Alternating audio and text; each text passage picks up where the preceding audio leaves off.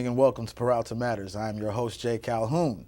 Tonight our show is about student services, and what better way to start the show than with an actual student to tell us about most of the services at the Peralta Community Colleges. So I'd like to welcome to the show right now, Jurena Storm. How are you? Thank you. You're welcome. Good. First of all, let's get into who you are and why you are on the show. You are a student trustee, which is a bit of a big job, I think, within a student's job, within a student's daily service. So let's talk a little bit about what you do as a student trustee and how you got to become a student trustee. Sure. Okay. Where do you begin? Where do I begin? Right. It is a big job. And within the state of California, there are two perspectives on what a student trustee does. Right. There's one perspective that says that we advocate for the students. There's another perspective that says that we are trustees that just happen to be students, so therefore we need to look at things from a community perspective. Personally, I take those two perspectives and then my own experience is what I experience as a student and try to, for lack of a better word, mesh them all together to come up with a perspective or a decision about how I handle my duties or how I represent or what I say when I'm asked a question. How I became a student trustee. My journey started in 2008, looking for activities on campus. I like to keep myself busy. It was my first semester within the Peralta Community College District, and I happened to run into student government, and it kind of took off from there. I held local offices for a couple of years and then was fortunate enough to run and win the election as a write-in at that, not even on the ballot. I was a write-in for the student trustee position. So I've made an impact apparently, and some people know who I am. We discussed a little off camera. You are a bit of an implant. You're not originally from the Bay Area. No. So being from Oklahoma, now coming to the Bay Area and getting entrenched in the community, so to speak, through your service as a student and through your service in the student government, what has been the biggest impact for you? The biggest impact for me was working with and seeing people that look like me in positions of power. Okay. Being from Oklahoma, that's not something that you see very often within the broader community. Now, I saw it in my church, my pastor, of course. I saw it in the social clubs that I attended.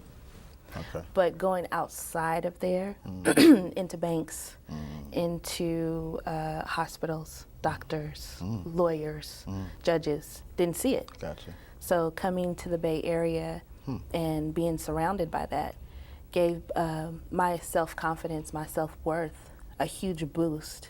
I think a lot of people that are originally from the Bay Area take it for granted, that this is just how life is. It's like, no. No.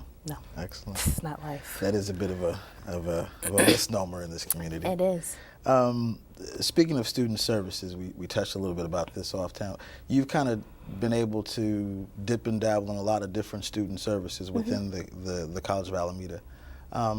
Touch a little bit on the specific ones that you've dealt with and how you actually deal with them.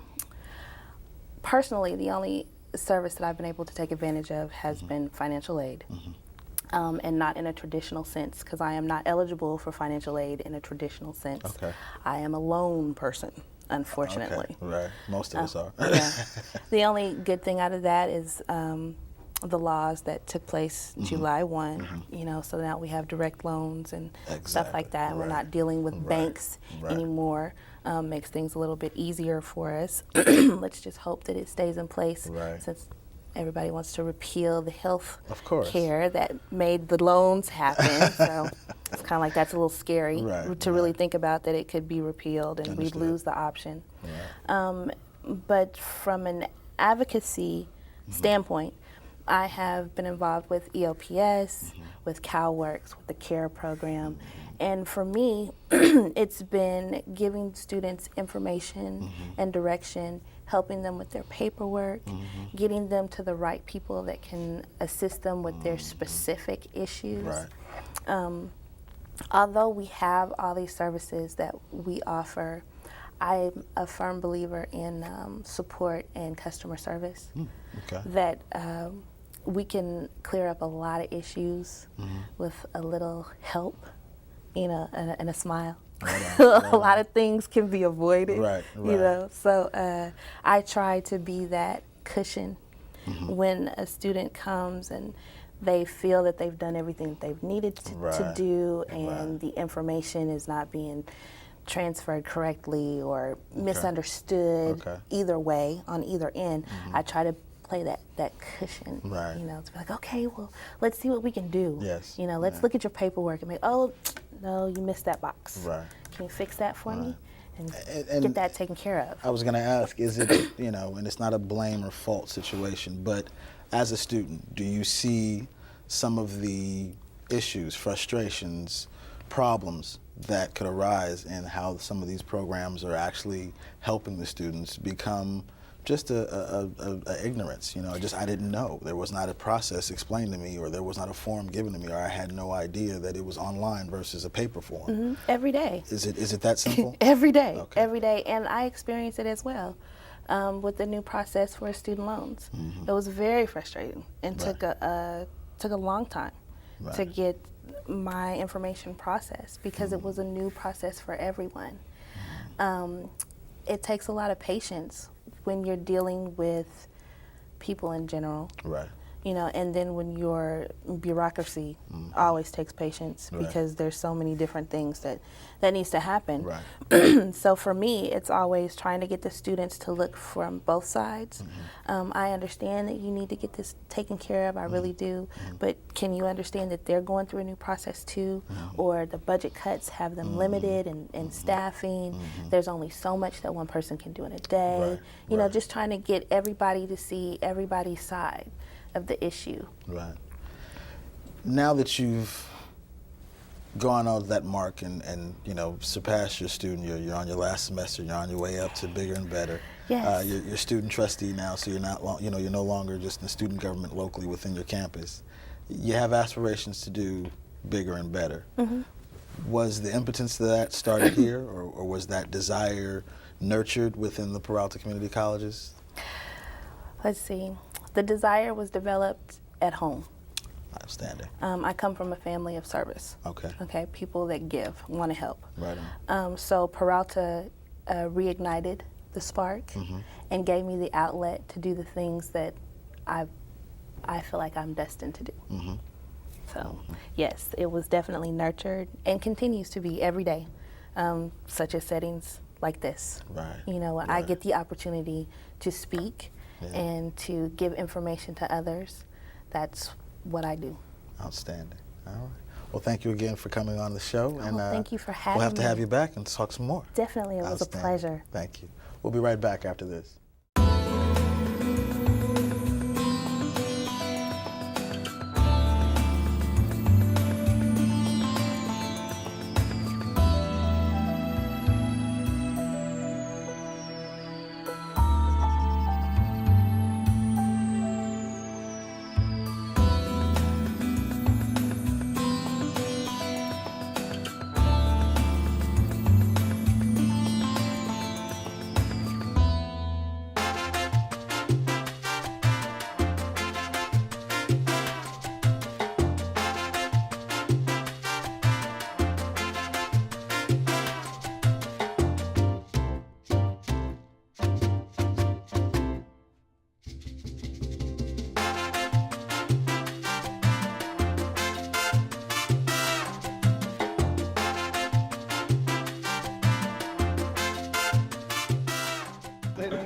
This is Alameda College. We're about that knowledge.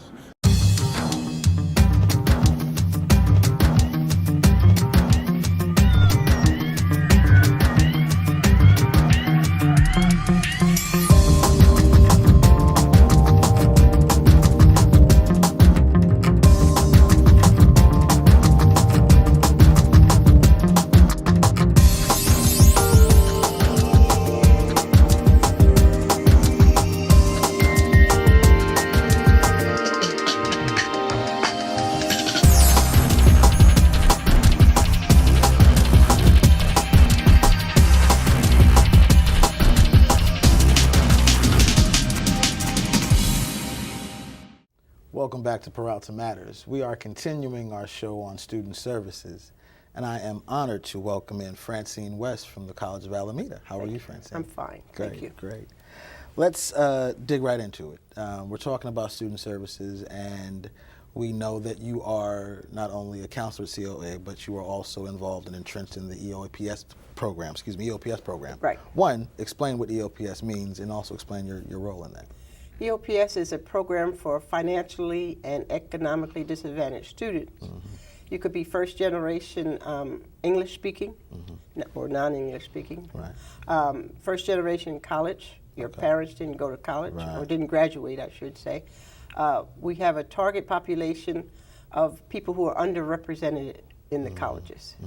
So if you're financially or economically disadvantaged, we want to see you. Right on. EOPS standing for Extended Opportunity Programs and Services. Yes. Is it a factor for the students to really have an EOPS involved in their collegiate career, no matter what level of the game, so to speak, that they're in? Besides disabled students, we are probably the one program in student services that wraps the student totally and keeps on track, to try and keep them on track to make sure they graduate in a timely manner. Right, right. We talked off camera. They provide book vouchers and a myriad of other services. Right. But due to the unfortunate financial cuts we have, what has been the biggest effect for an EOPS at COA? The biggest effect that the budget has had, we've had to cut our services in half. We don't serve as many students. We used to serve approximately 600 students. I think today we're around 275. Our book vouchers have gone from maybe 300 to 200. Okay. We used to pay for books for summer school. We can no longer pay for books for summer school. So the budget has a big impact, and we try to continue to provide what services we can to continue to make the student a success. As a counselor and heavily involved in the EOPS program, does your student advocacy come from what you're seeing on a so to speak day-to-day basis, or does it come from the plights that these students are having as they try to matriculate through the college experience? My biggest thing is I'm a retired parole agent, and so I come with the thing to help them succeed. Any way I can help them succeed, whether it's to go to a teacher and advocate for them, or to call them up and say you missed your appointments, or whatever the student needs, we try and help them. Right. You're not only the counselor at College of Alameda, but you're also a PFT, and PFT stands for Peralta Federation of Teachers. Federation of Teachers. As a member of that Peralta Federation of Teachers and a counselor, you're able to not only assess what your colleagues are doing, what you're doing as a counselor, but also see the effects of some of the decisions made on these students and how, in some way, fashion, or form, you have to buffer the frustrations, the not understanding. Right. Explain to me how that works for you. It's not uncommon for students to contact me and say that they're having a problem with this or having a problem with that. And it's not uncommon for me to go to a teacher and say, let's talk about this student, what's going on. Some students who need services seem to think they can lay down and absorb the book through the pillow. And some students who are reentry students just don't think that they can do it. Right. And then after maybe 2 semesters, they realize they can really, really do it. Right. And then we have some students who complain about the teachers not giving them notes, or they're not there for lectures or whatever. But we have to tell them that the teacher is the person who's going to teach the class, and you need to get what you can get from them. Right. And however we can help you get what you need, we do. Right. One of the biggest student services, as I'm so learning every day, is financial aid. Oh, yes. And of course, due to the cuts in the budget, the conundrum that the financial aid has to go through, and the cut in their ability to do what they're able to do. Talk about the counseling cut that you've seen happen in the Peralta colleges. Years ago, financial aid had their own counselors. Now with the budget cuts, like I do an orientation, and I told the students yesterday that starting January 1st through March 2nd, they need to apply for their FAFSA again. We are losing our financial aid supervisor at College of Alameda, and she used to do the work for them. Wow. She'd submit their paperwork starting in January. So it's important as the counselor to make sure that the student takes advantage of all the services they can take advantage of. And financial aid is a big one. In the orientation, what are some of the common themes you get from students in terms of student services provided by any of the colleges? The fact that they really need to pay attention to when midterms are, when finals are, and yesterday I asked when school starts in January, and some students didn't even realize when school started. Under the new passport system, it's real important that they get in. We have an opportunity in EOPS to enroll before the rest of the students, except for disabled students and veterans. So it's really important that students get in and register early, because if they decide to cut classes, the classes with the lowest number of students enrolled are the classes that will be cut. Right. So I advocate that this year we were able to register November 1st. I advocated that all my students stay up till midnight and get in their classes that they want to get into immediately. Outstanding. Yeah. Outstanding. We talked a little bit about how all these student services are connected and doing their own thing, but in so many facets, especially from your end, you're still working for the collective. You're still somewhat sharing notes and sharing opportunities. Can you talk about that? From CalWorks to the Child Care Center. The Child Care Center in Alameda was going to be shut down last semester, and the students really got active and took part in getting it up and making sure it stayed up. But even CalWorks, you need to bring your paperwork. And so in order to make sure that the student is able to come to college and stay in college, we have to sort of dog them into doing what they're supposed to do. Right, right. It is such a pleasure to talk to someone who works, again, with students and how they get through their educational life. What would be the biggest advocacy or the biggest thing you could say to students coming into this uneasy and unsure situation of college? I would say if you come, do the work, buy a book. A lot of students won't buy even a book. Buy the book.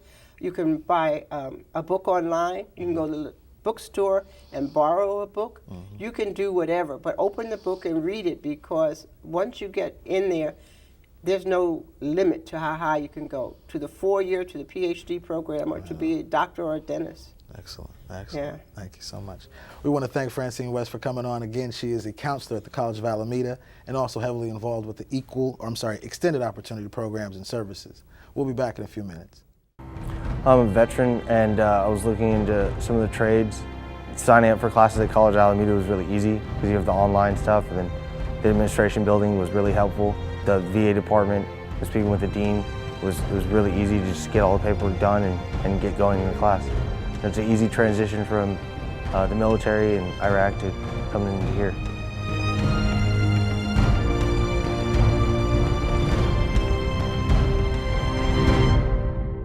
I'm Congresswoman Barbara Lee. Join me in watching Peralta TV.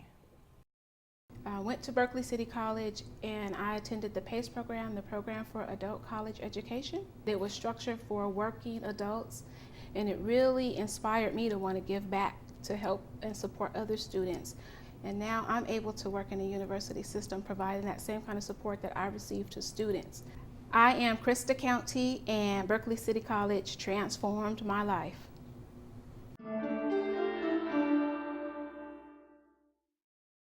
Welcome back to Peralta Matters. Today's discussion is on student services, and I'm happy to introduce you to Betty Inclan, president of Berkeley City College. Betty, how are you?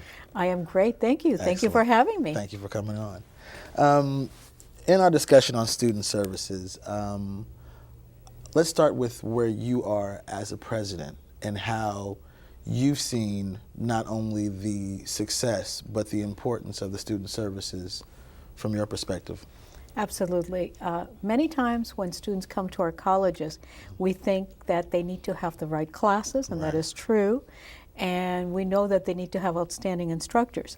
But what happens behind the scenes is that first impression when a student comes to the college, and that is getting to that orientation, that assessment area where right. they're going to assess the student and tell them the classes to Right.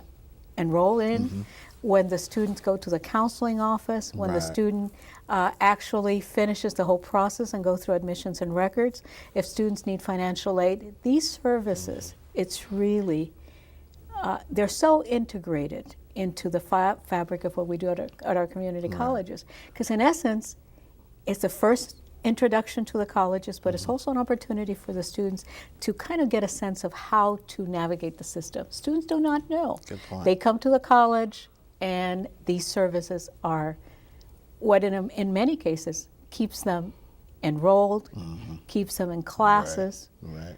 And I was just talking about those in first intake services Right, like right. assessment, orientation, counseling. Right.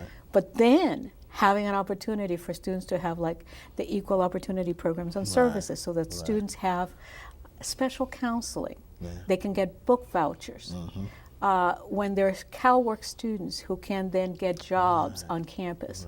That's what makes it possible for the kinds of students that we get. We get all the students. We're open access institution to be able to succeed at our colleges. So I am very proud of our services for all the 4 colleges, and I believe they're essential. They sound extremely, their essence, the student support services. I mean, without this level of support, like you mentioned, you have to have the professors, you have to have the counselors, but there's this other gray area, you know, that we don't really often talk about or discuss as far as the full matriculation of a student for, you know, from going to completing their AA or their, you know, educational plan here or going on to a 4-year. Right. You need all of these services to help you through that. How do you approach it now, you know, on the other side of the coin? You know, we're seeing the benefit of the student. How does it benefit you as a president? How does it help your job? Well, obviously, our job is to make sure that our students succeed and get to the goal, their goal Right, attainment. right. Whether it was to get a certificate, a degree, to transfer. Right. And these are these services is what makes it happen for the students. Right. In a way, it's a seamless approach so that students can Okay. start at the college. They, for example, counselors work with students on what is called the student academic progress, so that students can see whether they're taking the right classes, Right, whether they're on right. track. Right. Financial aid. So many of our students need financial aid. That's a key component of Yes. student services. Yes. So it's So all. as a president, my job is to ensure that even though there have been serious cuts at the state level, that we always maintain a level of service for our students. And more we're talking about the integration between instruction and student services, like for the faculty also, the teaching Right. faculty, to understand these programs so they can refer students to the program so they are intimately also informed and involved with the programs to some degree. How is that really, is it a factor? Do teachers and professors and some even classifieds have to or should or in some orientating faction know about these programs on your campus, thus you can, you know. Very much so. For example, if we talk about transfer during the time that students are planning to apply to transfer to universities, we have a transfer center. That is a service. That is a student Right. service. Right. And we involve the faculty in letting them know these are the workshops. We help students fill out the applications to the Excellent. universities, Excellent. how to write the personal statements. Right, right. So these services not only are involved in what is working with the students internally, but also involving the campus community to understand Yes. the value of the services. Right. Excellent. Speaking of the valuable service, let's discuss the Program for Adult College Education, which was founded, I believe, at Berkeley City College. Oh, thank you for mentioning it. No Makes problem. us proud and brings me a smile. So Great. PACE is called the program. It's called the Program for Adult Program for Adult College Education, PACE. And primarily, it was founded at Berkeley City College. One of there are some other PACE programs around the Right, state, right, but understandable. in Peralta, it was one of the first PACE programs. And what it does is a program targeted to the returning student, the older adults. Okay. I mean, obviously, we accept all students in the Right, program, right.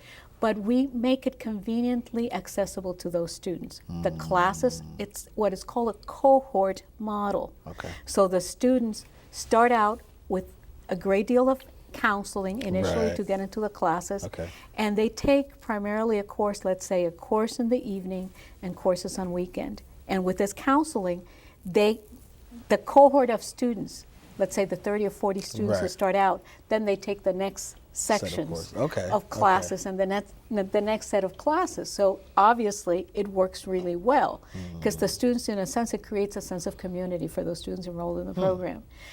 It includes the counseling component. It's totally integrated. Right. So the students have access to counselors. We have a specialized PACE counselor that works with the students. Okay.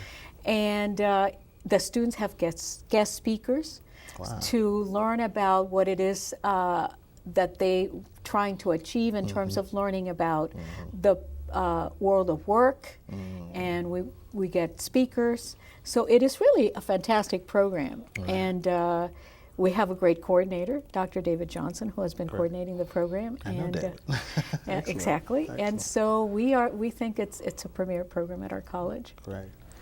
One of the other sticklers or points of interest for Berkeley, and I want to talk about how it plays a role in Berkeley City College, is the Disability Act, or the formation of a service provided for disability students. How does Berkeley City College play a role in that? My understanding is that the city of Berkeley was one of the cities kind of carrying the banner about the importance of service to students with disabilities.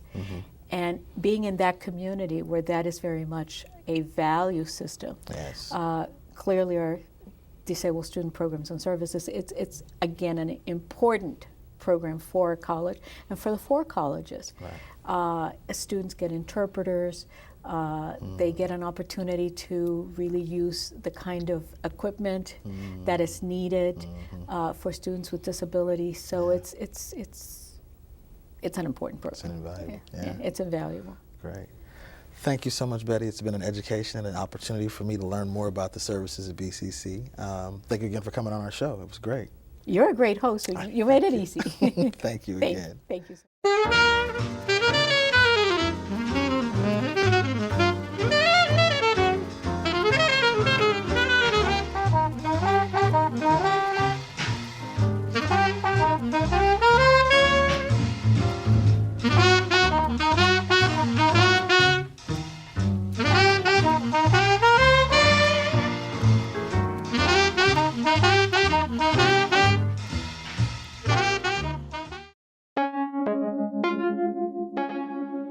Peralta TV, programs that matter. Peralta TV.